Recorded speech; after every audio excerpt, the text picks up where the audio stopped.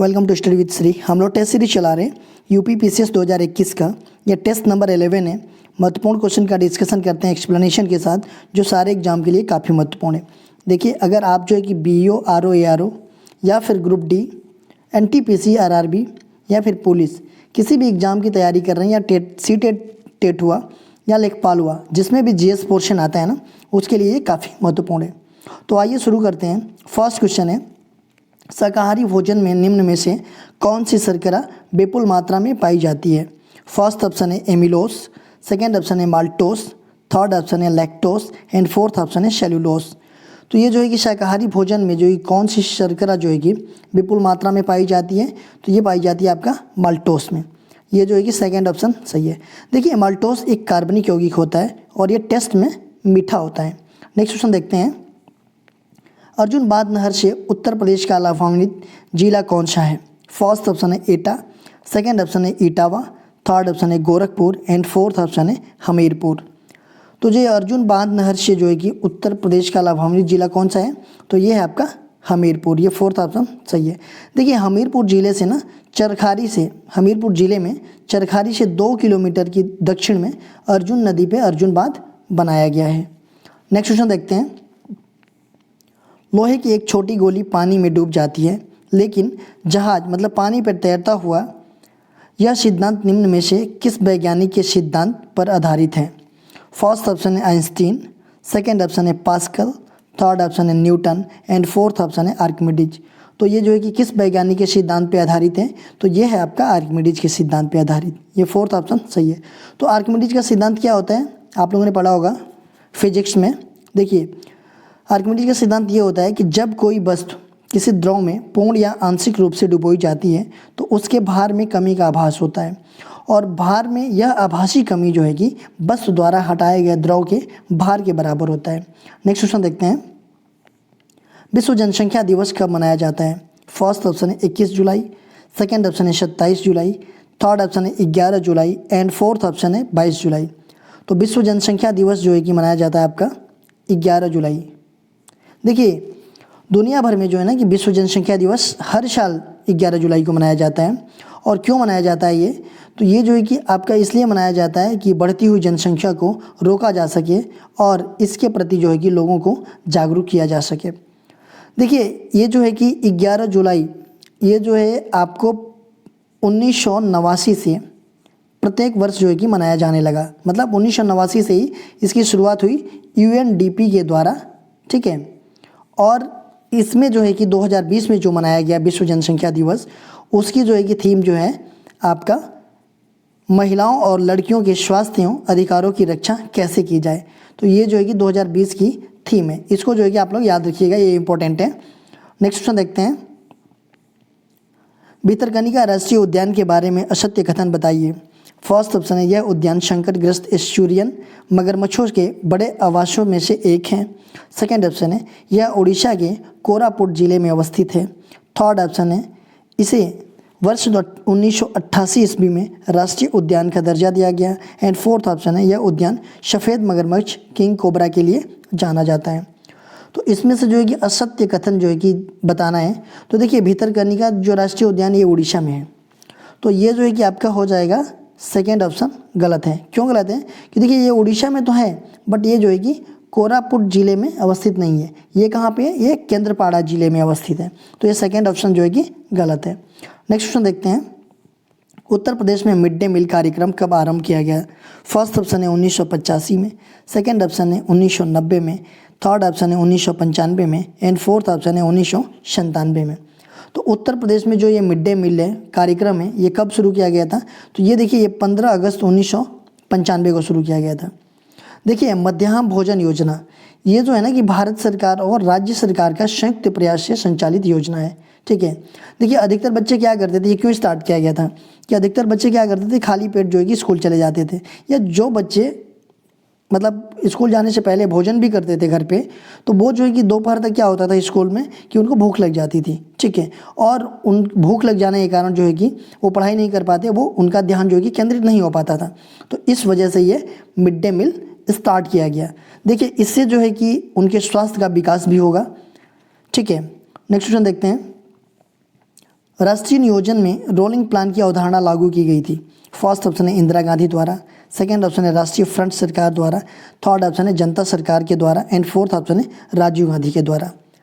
तो ये जो कि राष्ट्रीय नियोजन में रोलिंग प्लान जो है की अवधारणा जो है कि लागू की गई थी, ये जनता सरकार के द्वारा की गई थी। ये थर्ड ऑप्शन सही है। देखिए रोलिंग प्लान जो है ये कब से कब था रोलिंग प्लान आपका? तो 1978 से आपका था 1980 तक। देखिए ऐसा हुआ कि पाँचवीं पंचवर्षीय योजना थी, कब से कब तक? 1974 से थी ये आपका 79 तक। ठीक है, पाँचवीं पंचवर्षीय योजना थी। पाँचवीं पंचवर्षीय योजना चल रही थी, उसी टाइम ये 79 में ख़त्म होने वाली थी। तो क्या हुआ कि 78 में ही ये जनता पार्टी की सरकार बनी। ठीक है, और उस टाइम 79 में ही इसको 79 नहीं, एक साल पहले 78 में ही जो पाँचवीं पंचवर्षीय योजना थी उसको ख़त्म करके रोलिंग प्लान ला दिया गया। तो ये रोलिंग प्लान जो है कि 78 से 80 तक चला। ठीक है, उसके बाद से क्या हुआ कि 80 में फिर से कांग्रेस की सरकार आ गई, और जब कांग्रेस की सरकार आ गई तो उन्होंने क्या किया कि इनका रोलिंग प्लान जो है इसको जो है कि समाप्त कर दिया और छठी पंचवर्षीय योजना स्टार्ट कर दिया। देखिए रोलिंग प्लान जो है कि लाने का ना मतलब लागू करने का श्रेय जो है कि डीटी लकड़ावाला को दिया जाता है। ठीक है, देखिए पहले जो है कि पंचवर्षीय योजना मतलब चल रही थी, अभी आज के डेट में क्या है? तो अभी आज के डेट में जो है कि नीति आयोग है। तो चलिए आप लोग कमेंट बॉक्स में कमेंट करके बता दीजिए कि पंचवर्षीय योजना को कब समाप्त करके नीति आयोग जो है कि स्टार्ट किया गया। वो डेट बताइए, वो ईयर बताइए, आप लोग कमेंट बॉक्स में बता दीजिएगा। नेक्स्ट क्वेश्चन देखते हैं। निम्नलिखित नदियों में से किसको दक्षिण की गंगा कहा जाता है? फर्स्ट ऑप्शन है कावेरी को, सेकंड ऑप्शन है कृष्णा को, थर्ड ऑप्शन है गोदावरी को एंड फोर्थ ऑप्शन है नर्मदा को। तो किसको कहा जाता है दक्षिण की गंगा? तो ये कहा जाता है आपका कावेरी को। ये फर्स्ट ऑप्शन सही है। देखिए कावेरी नदी जो है कि पश्चिमी घाट के ब्रह्मगिरी पर्वत से निकलती है और कहाँ जाके गिरती है? तो ये बंगाल की खाड़ी में जाके गिरती है। अच्छा एक चीज़ बताइए आप लोग कमेंट बॉक्स में बताइएगा ये भी कि कावेरी जल विवाद भी तो है ना किस किस स्टेट के बीच में, आप लोग ये कमेंट बॉक्स में कमेंट करके बताइएगा। नेक्स्ट क्वेश्चन देखते हैं। निम्नलिखित में से किसे भारत में स्थानीय स्वायत्त शासन का जनक माना जाता है? फर्स्ट ऑप्शन है लॉर्ड डलहौजी को, सेकंड ऑप्शन है लॉर्ड कैनिंग को, थर्ड ऑप्शन है लॉर्ड कर्जन को एंड फोर्थ ऑप्शन है लॉर्ड रिपन को। तो जो किसे स्थानीय स्वायत्त शासन का जनक माना जाता है? तो ये माना जाता है आपका लॉर्ड रिपन को। ये फोर्थ ऑप्शन सही है। देखिए लॉर्ड रिपन को क्यों माना जाता है कि स्थानीय स्वायत्त शासन का जनक है? देखिए इन्होंने क्या क्या काम किया। देखिए 1882 ईस्वी में जो वर्नाक्यूलर प्रेस एक्ट जो था उसको जो है कि इन्होंने समाप्त करके समाचार पत्रों की स्वतंत्रता को बहाल कर दिया। ठीक है, उसके बाद से जो हमारा यूपीएससी है सिविल सेवा, इसकी जो है कि आयु सीमा जो है कि 19 वर्ष से बढ़ा करके 21 वर्ष कर दिया था इन्होंने। ठीक है, और क्या किया इन्होंने? तो 1881 से जो हमारे जनगणना होती है तो सर्वप्रथम नियमित जनगणना, इट मीन्स की 10 वर्षीय जनगणना इनके ही कार्यकाल में इनके द्वारा ही शुरू किया गया था, इसलिए जो है कि स्थानीय स्वायत्त शासन का जनक माना जाता है इन्हें। नेक्स्ट क्वेश्चन देखते हैं। निम्नलिखित आयु समूहों में से कौन सा सर्व शिक्षा अभियान में नामांकित होने योग्य है? फर्स्ट ऑप्शन है 6 से 14 वर्ष, सेकंड ऑप्शन है 6 से 15 वर्ष, थर्ड ऑप्शन है 5 से 14 वर्ष एंड फोर्थ ऑप्शन है 5 से 15 वर्ष। तो जो है कि सर्व शिक्षा अभियान में नामांकित होने योग्य कौन सा है ऑप्शन ए? तो ये है आपका फर्स्ट ऑप्शन, ये 6 से 14 वर्ष तक। देखिए सर्व शिक्षा अभियान जो है ना 2001-2 में स्टार्ट किया गया। ठीक है, और ये जो है कि भारत सरकार का एक प्रमुख कार्यक्रम है। देखिए उस टाइम पे किसकी सरकार थी? तो अटल बिहारी वाजपेयी की सरकार थी, और उसी टाइम जो है कि 86 मतलब 46वां संविधान संशोधन हुआ था। कब हुआ था? तो ये 2002 में हुआ था, और 2002 में हुआ था तो इसमें क्या किया गया कि हमारा जो अनुच्छेद 21 है इसमें जो है कि 21 में ए जोड़ करके और ये कर दिया गया कि राज्य को 6 से 14 साल के बच्चों को निःशुल्क तथा अनिवार्य शिक्षा जो है कि उपलब्ध करानी है। ठीक है, इसको जो है कि उस टाइम पे फंडामेंटल राइट बना दिया गया। नेक्स्ट क्वेश्चन देखते हैं। विजन 2020 फॉर इंडिया दस्तावेज किससे संबंधित है? फर्स्ट ऑप्शन है कृषि विकास से, सेकेंड ऑप्शन है औद्योगिक विकास से, थर्ड ऑप्शन है आर्थिक विकास से एंड फोर्थ ऑप्शन है गरीबी उन्मूलन से। तो विजन 2020 फॉर इंडिया दस्तावेज जो है कि किससे संबंधित है? तो ये संबंधित है आपका आर्थिक विकास से। ये थर्ड ऑप्शन सही है। नेक्स्ट क्वेश्चन देखते हैं। इंडियन ओपिनियन पत्रिका के प्रथम संपादक कौन थे? फर्स्ट ऑप्शन है एम के गांधी, सेकेंड ऑप्शन है अल्बर्ट वेस्ट, थर्ड ऑप्शन है Mahadev Desai and fourth option है मनसुखलाल नजर। तो इंडियन ओपिनियन पत्रिका जो था इसके संपादक कौन थे? तो ये थे आपका मनसुखलाल नजर। ये फोर्थ ऑप्शन सही है। नेक्स्ट क्वेश्चन देखते हैं, वंदे मातरम का अंग्रेजी में अनुवाद किसने किया? फर्स्ट ऑप्शन है अरविंद घोष, सेकेंड ऑप्शन है बंकिम चंद्र, थर्ड ऑप्शन है Rabindranath Tagore and fourth option है सत्यजीत रे। तो वंदे मातरम जो है हमारा, इसका जो है कि अंग्रेजी में अनुवाद जो है किसने किया? तो ये किया था आपका अरविंद घोष ने। ये फर्स्ट ऑप्शन सही है। नेक्स्ट क्वेश्चन देखते हैं, निम्नलिखित में से किसने कहा था स्वराज हमारा जन्मसिद्ध अधिकार है? फर्स्ट ऑप्शन है महात्मा गांधी, सेकेंड ऑप्शन है सुभाष चंद्र बोस, थर्ड ऑप्शन है बाल Gangadhar Tilak and fourth option है दादा भाई नौरोजी। तो ये किसने कहा था कि स्वराज हमारा जन्मसिद्ध अधिकार है? तो ये कहा था आपका बाल गंगाधर तिलक ने। ये थर्ड ऑप्शन सही है। देखिए ऐसा हुआ ना कि भारतीय राष्ट्रीय कांग्रेस का जो अधिवेशन था, लखनऊ अधिवेशन, कब था ये? 1916 में लखनऊ अधिवेशन था भारतीय राष्ट्रीय कांग्रेस का। और उसी में जो है कि बाल गंगाधर तिलक जी ने भाषण देते टाइम पे ये बोला था कि स्वराज्य हमारा जन्मसिद्ध अधिकार है। नेक्स्ट क्वेश्चन देखते हैं, निम्नलिखित में से कौन सा सबसे गहरा सागर है?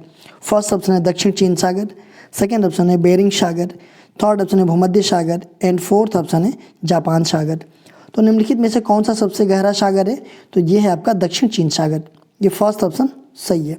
नेक्स्ट क्वेश्चन देखते हैं, दस्त ए लूट अवस्थित है? फर्स्ट ऑप्शन है ईरान में, सेकेंड ऑप्शन है लीबिया में, थर्ड ऑप्शन है केन्या में एंड फोर्थ ऑप्शन है नाइजीरिया में।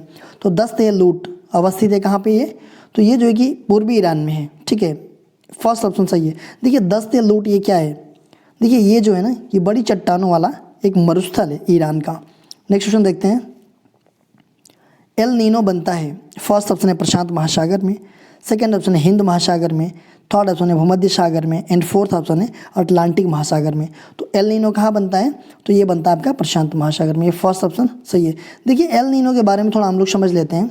देखिए उष्णकटिबंधीय प्रशांत के भूमध्य क्षेत्र के समुद्र के तापमान और वायुमंडलीय परिस्थितियों में जो है कि आए बदलाव के लिए उत्तरदायी समुद्री घटना को जो है कि एल नीनो कहा जाता है। ये कहाँ पे घटित होता है? तो ये जो है कि दक्षिण अमेरिका के पश्चिमी तट पे जो स्थित है इक्वाडोर और पेरू देशों के तटीय समुद्र जल में ये कुछ सालों के अंतराल पे ये घटित होता रहता है, ठीक है। इसके बाद क्या होता है कि जब ये घटना घटित होता है तो समुद्र के जो सतही जल का तापमान जो है कि सामान्य तापमान से अधिक हो जाता है। नेक्स्ट क्वेश्चन देखते हैं, सल्फर डाइऑक्साइड का प्रदूषण निम्नलिखित में से किसके अत्यधिक वृद्धि होने का सूचक है? फर्स्ट ऑप्शन है शैवाल, सेकेंड ऑप्शन है लाइकेंस, थर्ड ऑप्शन है बायोफाइट्स एंड फोर्थ ऑप्शन है प्रोटोजोआ। तो जो सल्फर डाइऑक्साइड का जो प्रदूषण निम्नलिखित में से किसके अत्यधिक वृद्धि होने का सूचक है? तो देखिए ये प्रोटोजोआ का अत्यधिक होने का सूचक है। ये फोर्थ ऑप्शन सही है। नेक्स्ट क्वेश्चन देखते हैं, निम्नलिखित में से किसने वंदे मातरम समाचार पत्र प्रारंभ किया? फर्स्ट ऑप्शन है वरिंद्र कुमार घोष, सेकेंड ऑप्शन है बिपिन चंद्र पाल, थर्ड ऑप्शन है Devendra Nath Tagore and fourth option है सुरेंद्र नाथ बनर्जी। तो ये जो कि वंदे मातरम जो कि समाचार पत्र जो कि प्रारंभ किसने किया? तो ये किया आपका बिपिन चंद्र पाल ने। ये सेकेंड ऑप्शन सही है। देखिए ये 6 अगस्त 1906 को प्रारंभ किया गया था, ठीक है। हालांकि ये बाद में चलकर ये बंद हो गया। नेक्स्ट क्वेश्चन देखते हैं, सविनय अवज्ञा आंदोलन किस दिन प्रारंभ हुआ? फर्स्ट ऑप्शन है 13 मार्च 1931 को, सेकेंड ऑप्शन है 12 मार्च 1930 को, थर्ड ऑप्शन है 10 मई 1930 को एंड फोर्थ ऑप्शन है 21 मार्च 1931 को। तो जो सविनय अवज्ञा आंदोलन था वो प्रारंभ हुआ 12 मार्च 1930 को। ये सेकेंड ऑप्शन सही है। देखिए सविनय अवज्ञा आंदोलन जो कि गांधी जी के नेतृत्व में किया गया था और ये 12 मार्च 1930 को, देखिए साबरमती आश्रम से जो है कि गांधी जी के साथ जो है कि 78 सदस्य जो है कि ये लगभग 385 किलोमीटर चले थे लोग जो कि नमक कानून तोड़ने के लिए। देखिए ये क्वेश्चन पूछा गया था आप लोगों से कल, इसका जो है कि कमेंट बॉक्स में आंसर देना था। विश्व रेड क्रॉस दिवस कब मनाया जाता है? फर्स्ट ऑप्शन है 8 मई, सेकेंड ऑप्शन है 10 मई, थर्ड ऑप्शन है 11 मई एंड फोर्थ ऑप्शन है 14 मई। तो विश्व रेड क्रॉस दिवस जो है कि 8 मई को मनाया जाता है। ये फर्स्ट ऑप्शन सही है। देखिए आज का क्वेश्चन हम लोग देख लेते हैं। इसका जो है कि आप लोगों को कमेंट बॉक्स में कमेंट करके आंसर देना है। निम्नलिखित में से किसको लोक नायक के रूप में जाना जाता है? फर्स्ट ऑप्शन है CF एंड्रूज, सेकेंड ऑप्शन है जयप्रकाश नारायणन, थर्ड ऑप्शन है Chittaranjan Das and fourth option है बाल गंगाधर तिलक। तो इसका जो है कि आप लोग आंसर जो है कमेंट बॉक्स में दीजिएगा और इसका आंसर मैं नेक्स्ट वीडियो में दूंगा। दोस्तों हमें जो है कि इंस्टाग्राम फेसबुक पे फॉलो कर सकते हैं। देखिए इंस्टाग्राम पे आईडी है स्टडी विद श्री के नाम से आईडी है, फेसबुक पे एक पेज है स्टडी विद श्री के नाम से, और फेसबुक पे एक ग्रुप भी है जिसको आप लोग ज्वाइन कर सकते हो और लाइक कर सकते हो और मेरे से कनेक्ट रह सकते हो, क्योंकि यहाँ पे जो है कि स्टडी से रिलेटेड चीज़ें पोस्ट की जाती है।